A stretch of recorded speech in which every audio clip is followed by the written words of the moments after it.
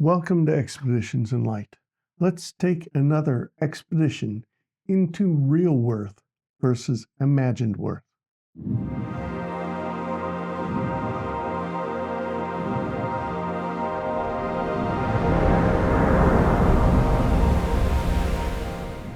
This is a journey into discovering what you value.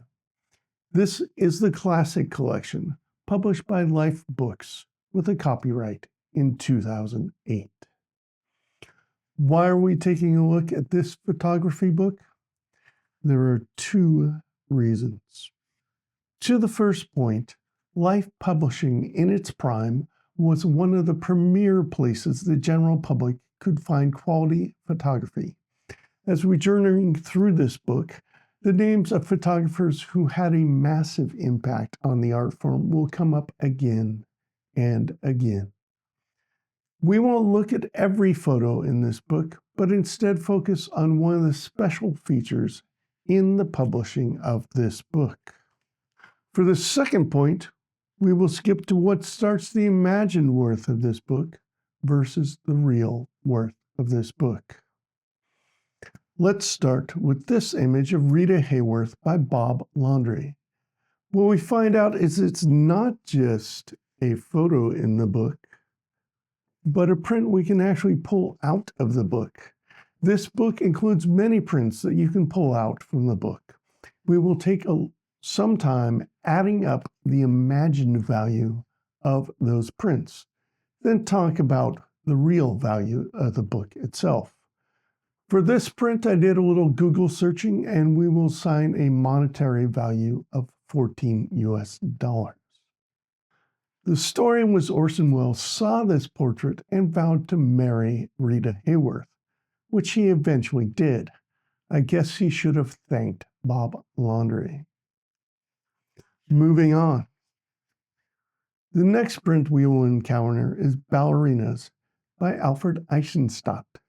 In 1936, Alfred made a visit to George Balanchine's School of Ballet in New York City and made 3 images, of which this is one.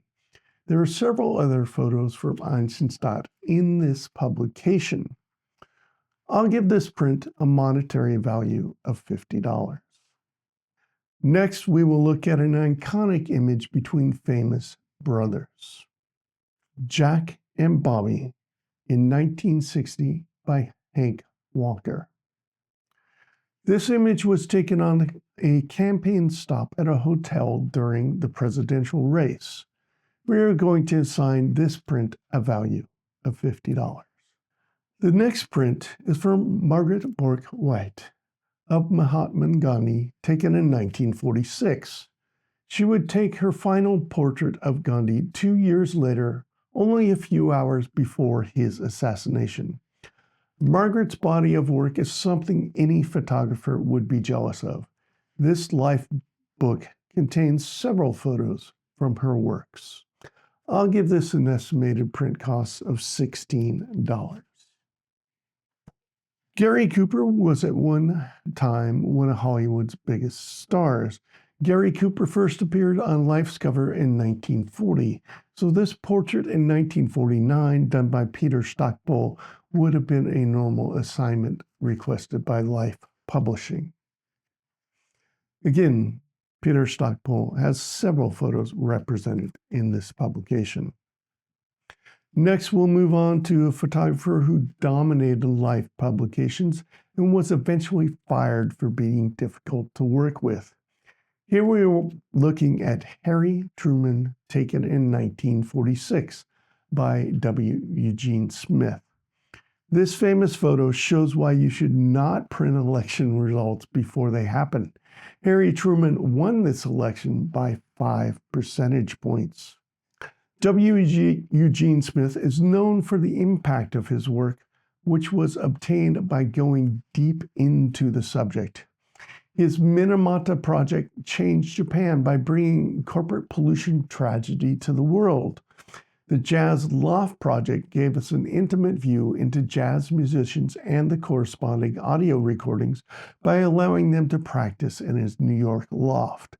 The Pittsburgh project was started as an assignment to create 100 prints for Stéphane Laurent's book on the city's bicentennial. He instead ended up creating 7,000 negatives. Check out the book Dream Street for more photos on the Pittsburgh project. Next, we have Route 66, done in 1947 by Andreas Feininger. I like the scene in the lower third with the upper two-thirds providing a contrast pattern. It's a study in simple subjects with adding surrounding contrast. Moving on to the Taj Mahal, shot in 1967 by Larry Burroughs. There are two things that stand out for me in this shot. One is in the modern era of photopills application that you can tell where the moon will be. This photo would have involved much research and planning in 1967, or possibly luck. The other part that stands out is what it is not.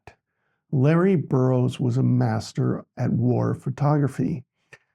There is another famous photo in this book by Burroughs. That photo is called Reaching Out from the Vietnam War. This one is the Eiffel Tower, taken in 1948 by Dmitri Kessel.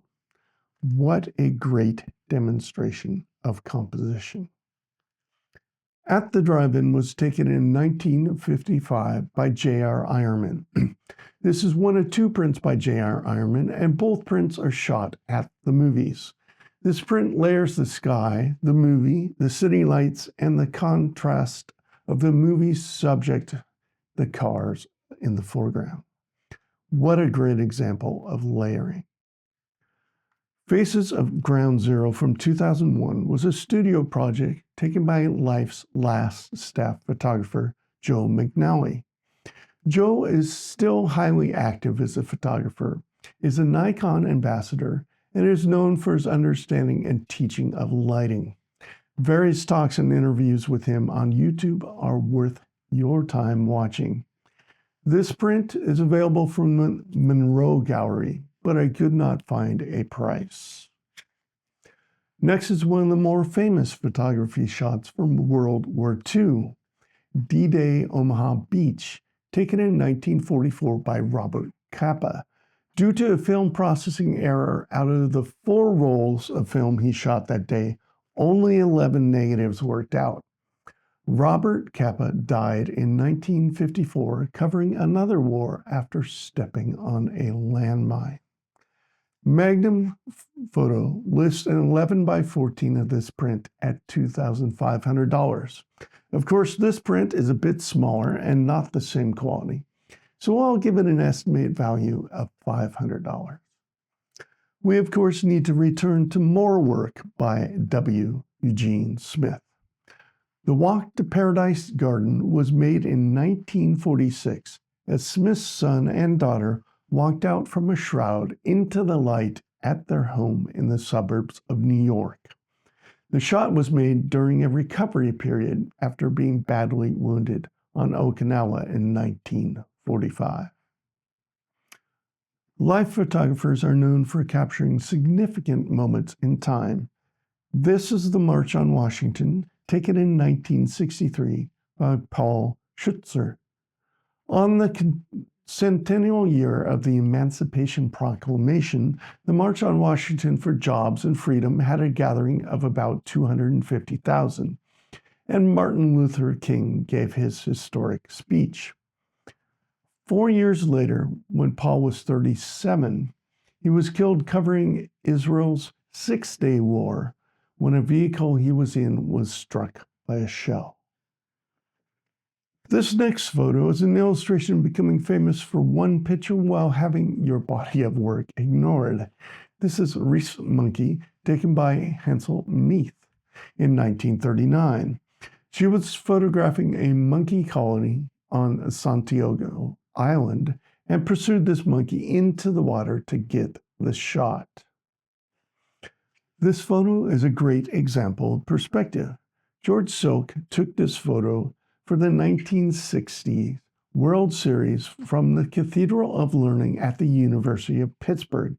producing a bird's eye view of the game. This print is also available from the Monroe Gallery. I did find a place to purchase this print, though, for $50. For this next print, you have to wonder how. This is the Apollo 11 liftoff in 1969 by Ralph Morris. As to how this shot was done, Ralph got permission from NASA to mount a camera above the launch pad and trigger the shot from a remote location. A high-quality print is available from the M Gallery. Once again, we are back to J.R. Ironman and photography making a subject of the movies again. This is a famous photo taken in 1952. Many people who know not a thing about photography know this picture. This photo brings humor and a sense of voyeurism. The idea of turning the frame around and capturing the audience for the first full-length 3D movie will lead to one of the most iconic photographs known to the public. Sometimes you need to be in the right place and the right time and then make your shot. The drum major at the University of Michigan in 1950 is one of those moments. Here we have another example of Alfred Einstein's work. Not much was going on at the university this morning, but Alfred spotted the drum major practicing and children running after him. Even though we have skipped a few pull-out prints, we will end on another photograph from Alfred Einstein.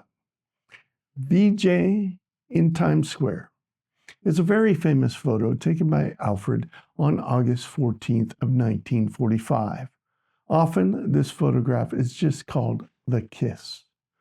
One of the more interesting things to come out over the years by Greta Zimmer Friedman, the woman being kissed, is the kiss was not consensual. As mentioned in the beginning of this expedition, this is into the imagined worth. I think the real worth is an introduction to great photographers' life staff and the skill of those who work their craft. The real worth comes to those looking to start their photo book acquisition journey.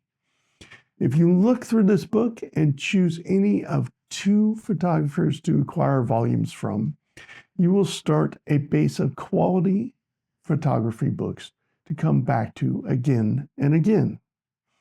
I started collecting photography books a few years ago, but from this life book collection, I chose 2 photographers to go further into.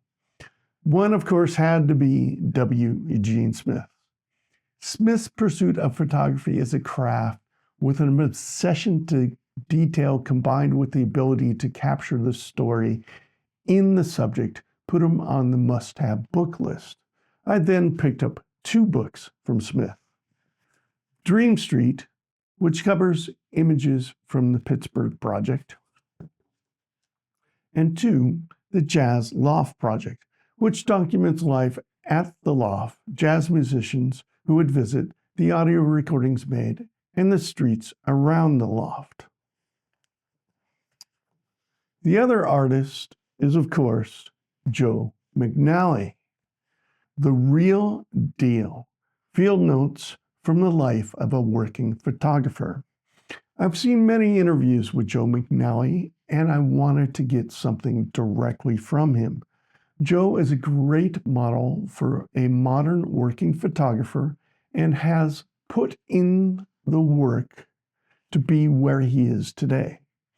His book should help me get more of a current feel for what it means to be a photographer.